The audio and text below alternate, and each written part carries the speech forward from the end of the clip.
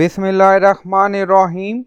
Assalamu alaikum. My name is Hassan and today we are going to point external domain in Bluehost hosting. Before starting work, it's my request, please subscribe my channel. Thank you. Now back to our work. So we are in hosting. Now go to another hosting. So this is our domain and then you see DNS, so click on it. So first we are going to add DNS for Bluehost hosting and then you see nameserver, so click on it. Now you see nameserver.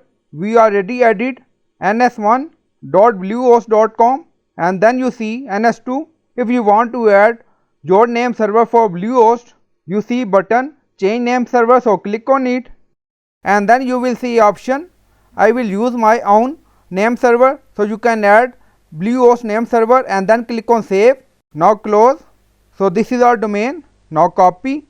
So we added Bluehost name server. Now go to Bluehost hosting and then on left side you see hosting, so click on it.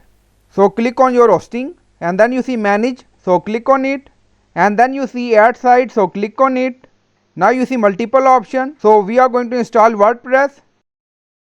Then click on continue, so you can add title. Again click on continue. Now you see connect our domain, so you can add your external domain, so we added and again click on continue.